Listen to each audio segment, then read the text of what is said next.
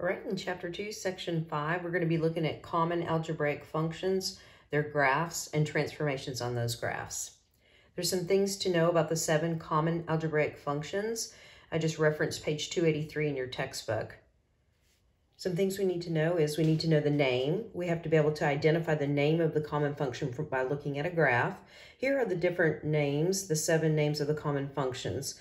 We're going to be looking at a constant function, the identity function, absolute value, quadratic, square root, cubic, and cubed root. We also have to be able to identify the parent equation. We have to identify the equation of the common function given the name or a graph. Here are the different equations that are associated with each of these common functions. So f of x equals c. Now c just represents a number like 5 or -3 or 2.7. So c, that lowercase c, is not a variable. In this case, it represents a constant, a number. So the constant function has the equation f of x equals c. The identity function has the equation f of x equals x. Absolute value, f of x is read as the absolute value of x. You can kind of notice those straight bars around x. We've looked at quadratic in a previous lesson. The quadratic equation is f of x equals x squared. And then the square root, f of x equals the square root of x. The cubic function's equation is f of x equals x cubed. And then the cubed root equation is f of x equals the cubed root of x. So that's how they're read. And just while we're kind of looking at these 7 different equations, just to pull in, tie in, spiral back in some previous knowledge, is that which of these functions right here represent polynomial functions? Polynomial functions. Well, f of x equals c is a polynomial function. F of x equals x is a polynomial function. F of x equals x squared, and f of x equals x cubed. Those would be considered our polynomial functions. Absolute value of x, square root of x, and cubed root of x are not polynomial functions. Remember, a polynomial function says that we have a variable x with integer exponents and real number coefficients.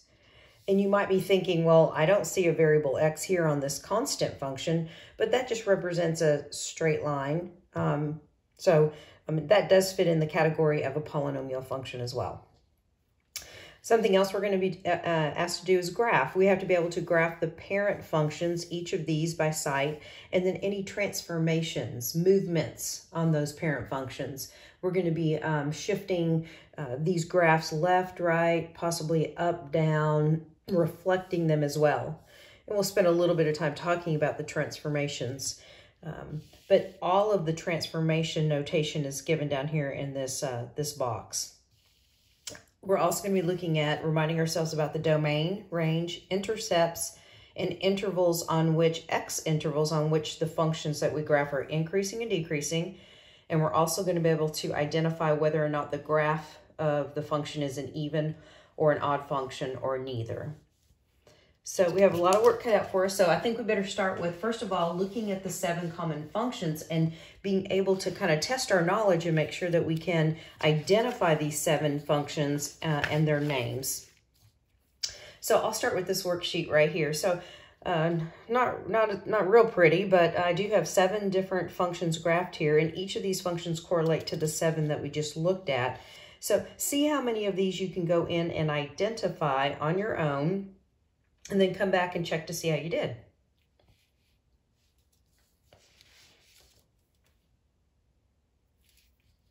All right, starting with this one in the upper left-hand corner, this is the constant function.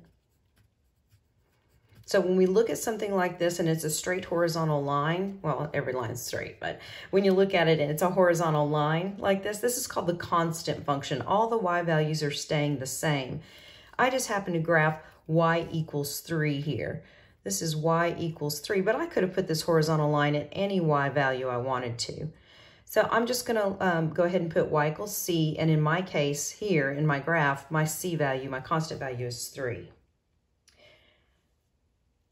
All right, so let's go ahead and revisit and talk about even, odd, or neither.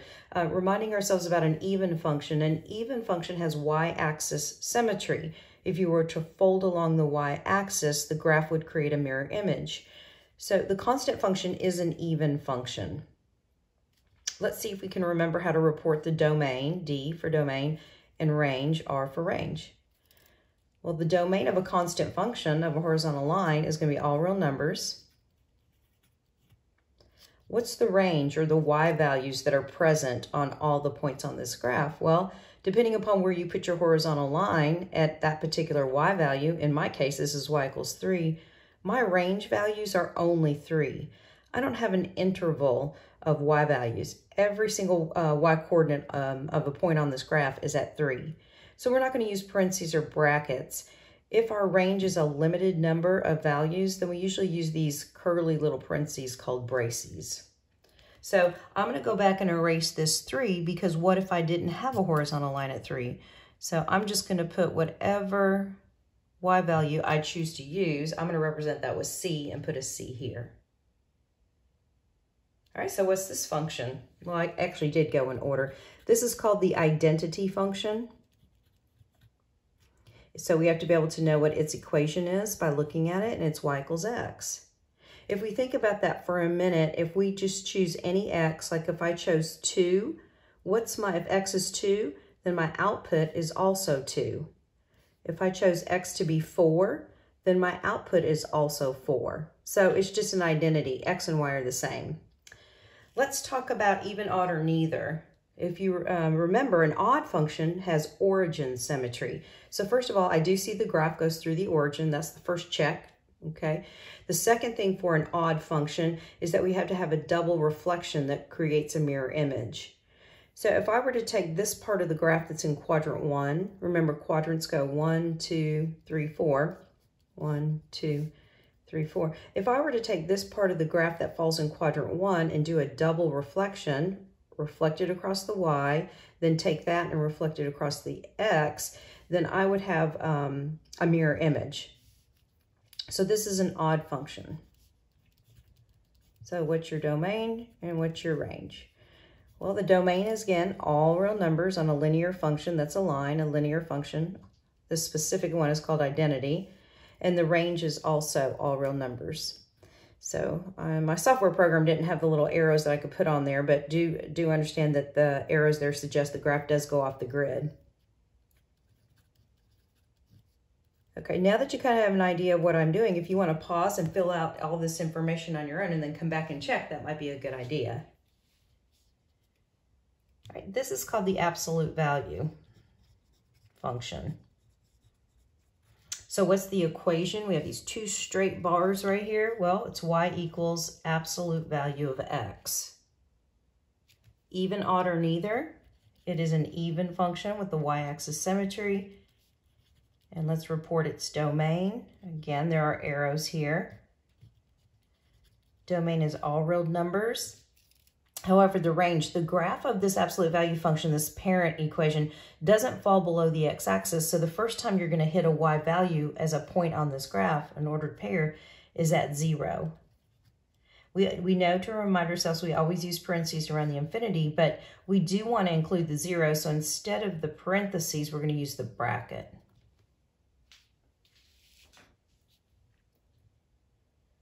All right, this graph right here is the graph of a quadratic. The equation that we have to memorize is that a quadratic is produced by y equals x squared. It's even, and we'll state the domain and range, which actually happens to be the same as the parent equation for the absolute value.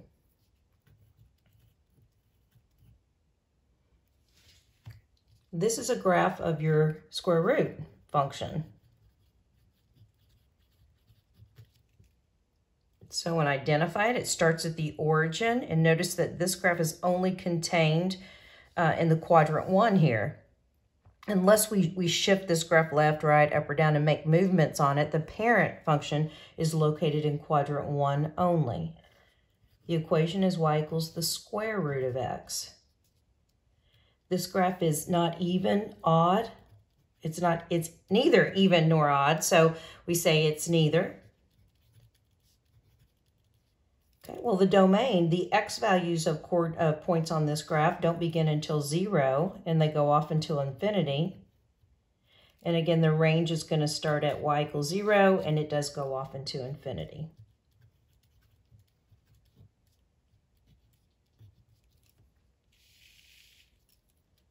All right, bottom left right here.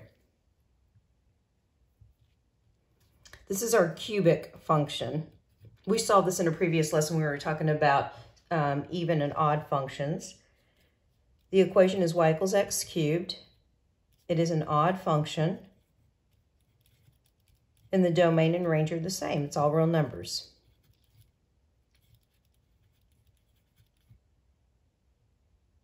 All right, and our last one is the cubed root. The equation is y equals the cubed root of x. So this is called your little index right here. It tells us what root we're taking. It looks to be an odd function. And the domain is all real numbers. And the range, a little bit tricky. I mean, it almost looks like it's leveling off and it's not gonna like reach way up here, but it will. The further you go off the grid, this graph has slow growth, or it's rising very slowly, but the range would be all real numbers. All right, so just a quick kind of overview of the 7 common functions that we're going to be looking at in this lesson, their names and the equations of the parent functions, and then some characteristics to revisit some topics from the past too. So I'm going to set that aside, but kind of keep it handy in case I need to look at it. All right, next I want to do an overview of the transformations that we're going to be focusing on in this lesson. And once we get those taken care of, those transformations, then the heart of this lesson is being able to take some of these common functions and perform transformations on them and graph those transformations as well. Okay, so back here now, it's time to focus on this big box down here that has all this notation that's a little bit scary, but let's kind of break this down here. Sometimes we're going to be interested in taking these common functions and perhaps making a movement on them, as far as maybe taking the graph and not changing its shape, but maybe sliding it up or sliding it down or moving the graph left or right. And what is it in the equation that is going to direct us to make a move of such short, whatever, such kind. All right, let's look at vertical shifts, also called translations. Okay, now notice that this f of x could be replaced with any one of these 7 parent equations right here. Instead of having f of x, I could have the cubed root of x right here, plus c. And again, c represents a number. So if we see the structure of an equation that we see has a cubed root of x in it, but maybe there's a plus 2 at the end, what does that plus 2 tell us that we're going to do to those common functions? Well, it tells us that we're going to raise the graph of the cubed root, f, by those number of units. So if that c was 2, that would tell me that I'm going to be taking that cubed root graph, for example, this right here, and taking every single point and shifting up all those points 2 units. So, and the equation would look like the cubed root of x, but with a plus 2. Not underneath the radical, but outside the radical. So we have to kind of memorize the structure. So what does it mean if we take the cubed root of x and we subtracted 2? I'm just letting 2 represent c, and f of x, I just picked on the cube root. If I saw the cube root of x minus 2, then that tells us that we have to lower the graph. We're taking away 2 units from all the y coordinates. So we shift the graph down 2 units. All right, those are kind of intuitive. Now let's look at the horizontal translations, the horizontal shifts, the translations. How do I know if I'm supposed to move a graph left or right as opposed to up or down? Well, notice the structure of the parentheses here. Notice the plus c and the minus c. They're not outside of the equation. They're actually with the x. So, and we'll see in a minute because I have a lot of examples. What if I was talking about the cubed root of x, but now I wanted to put plus 2 inside the radical, the cubed root? as opposed to up here, maybe you had cubed root of x plus a 2. Well, in this case right here, I kind of identify that my plus 2, my addition of 2 units, is with my x. So that tells me I'm going to shift the graph of f to the left those number of units. And I know you might be thinking, well, that's a plus. Shouldn't I go to the right? Well, it gets weird with the horizontal translations, and we just have to kind of remember that horizontal shifts are opposite of what we think. It's kind of opposite of logic. So if you identify this as a horizontal shift, then I'm going to think of the plus 2. Okay, instead of going to the right 2, I'm going to think of it as going to the left 2. It takes a while for our brain to get around it, but try and connect to, is this a horizontal translation? Because if it is, it's kind of opposite of logic. And there's a mathematical reason for that, although it would take us quite a bit of time to get into that. All right, well, what about this right here? What if I was dealing with the cubed root again, but I had x, and now I had a minus 2, and it was all underneath the radical, as opposed to maybe back up here where I had the cube root of x minus 2, but the minus 2 is outside the radical. Well, this tells us, hey, that's a horizontal shift, but instead of going to the left 2, because I think of numbers, you know, to the left with negative, I'm going to go to the right 2 units. All right, some more transformations that we're going to be looking at besides vertical shifts and horizontal shifts are, what is it in the equation that we can bring in that would tell us, oh, I got to take that graph and I've got to reflect it about either the x or the y-axis. Okay, well, again, I'm going to pick on the cube root. So what if I had the equation, the negative of the cube root of x? Well, this is just the parent equation right here, the cube root of x. The new thing I've added into this equation is this negative outside of, not with the x, as opposed to this right here. Notice the difference between these two equations right here, actually expressions right now, but this is going to be a reflection about the x-axis. I'm multiplying all the y's by -1, so they become the opposite. So that would be a reflection about the x-axis. Okay, this equation right here, notice the adjustment to the parent function. The parent function doesn't have the negative inside the radical with the x. If I see the negative with the x inside the radical, then I know it's a reflection about the y-axis. So if the x is negative, it's a reflection about the y-axis. And two, to just kind of talk about kind of quickly, that we won't do a lot of work with it, but we do kind of have to identify what's going on in these situations. Okay, what about a vertical stretching or a shrinking? That might not be as intuitive. For example, let me give you kind of some quick graphs down here. Let's say we're talking about y equals x squared. If we're talking about y equals x squared, but yet I want to put a constant multiplier in front or a coefficient, let's say I'm talking about y equals 4x squared.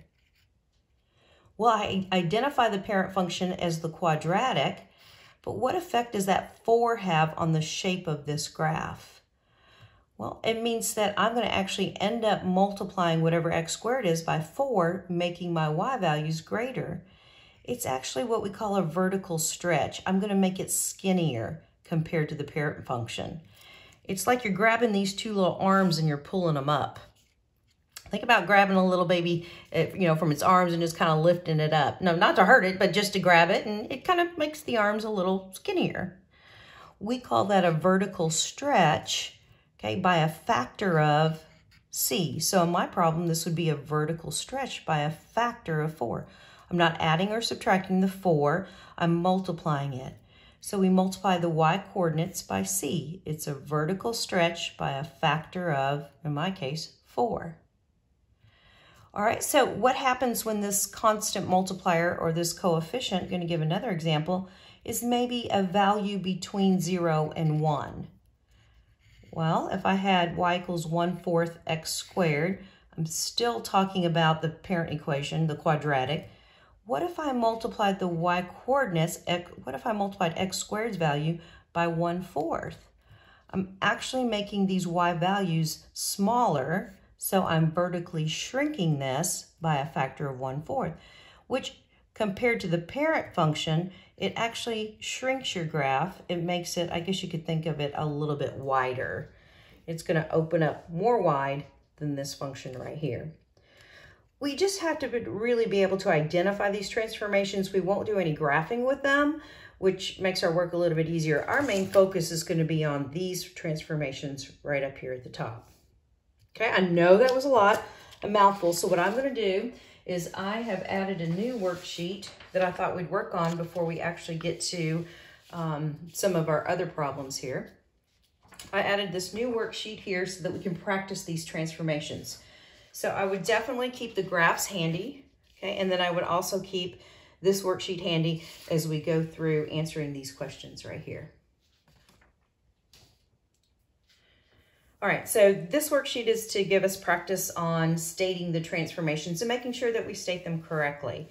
So state the transformation based on the common function. So the common function is the square root function.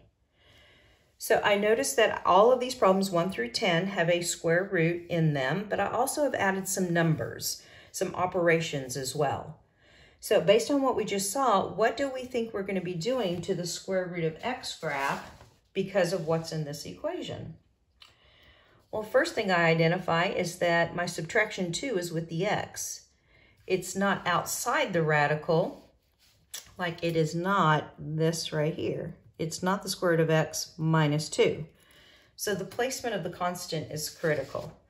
So in that case, go ahead and cross-reference back to our box that contains all our transformations. So I'm going to identify, based on what I see here, that I took the parent function. I'm down to one of these two right here. It looks like I've got this type of transformation, but not a cubed root function, but a square root function. So I'm actually going to say that I'm supposed to take the common function and move it right 2. So that would be like taking this square root graph and maybe choosing this key point is a good place to start and shifting it right 2 units and then drawing the graph off of that new point. And then all other points, so you can choose a few of them and move them, shift them right 2 and draw the new graph off of that. Of course, that's going to change the domain. It's not going to change the range, but we're going to be talking about those things in more detail here in a minute when we put it all together. All right, if you feel comfortable with the transformations or you just want to attempt these on your own and kind of see how you did, that's the best thing you can do. You know, just pause the video and then come back and see how you did do. All right, this is a horizontal translation, and I'm going to go left 1. I know you want to be tempted to say right 1, but with the horizontal transformations, it's always the opposite. Just like back up here, we want to kind of say we're going left 2, but we're really going right 2. In problem number 3, for this square root change here, notice that we have a couple things going on. We've got the negative outside the square root, but we also have the minus 3 underneath the radical with the x. I'm going to start with this negative value on the outside. Go back and double check and see what you think about what that negative has, what that effect is on the graph. It's a reflection about the x-axis because the negative is not with the x. Remember, negative with the x under the radical would be a reflection about the y. So the way we word it is reflection about the x-axis. We're done with that. We've discussed that. Now let's just focus on what else is going on in here. Well, this looks like it's a horizontal shift to the right 3. So I'm going to put right 3. Okay, let's look at 4. Now, you might not like the order of this, so if you want to put the square root first and then put the plus 5 behind it, that might be a better visual.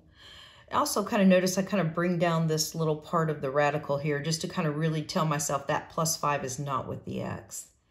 The only change I see is that I have a vertical shift and it's up 5. So the 5 is not underneath the radical, so it's not a horizontal translation, it's a vertical translation. Same thing here, kind of think about it. Now that square root symbol, I mean, it really ends over this x. If it didn't, it would encompass the minus 1. So this is down 1. Here we have a constant multiplier, so think vertical stretch or shrink. Let's look at the value here. Since this value, this c value is greater than 1, we say this is a vertical stretch, which makes the graph skinnier. It's kind of opposite of what we would think. And I would put by a factor of 6. Problem 7, okay, I identify the parent equation, but I have a constant multiplier. This value is between 0 and 1, so this becomes a vertical shrink.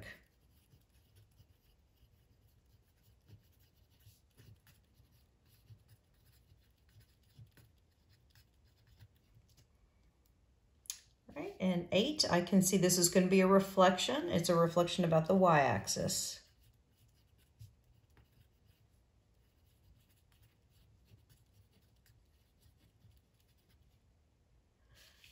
In number 9, I have 2 transformations, and that's fine. I'll just tackle them one at a time. I see that underneath the square root, I've got a -2.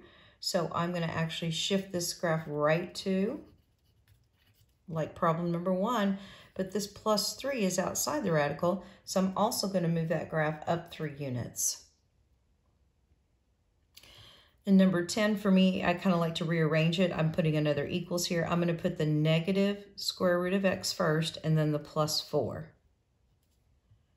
So I have 2 transformations. The negative is outside of the radical, so it's a reflection about the x-axis and a shift up 4.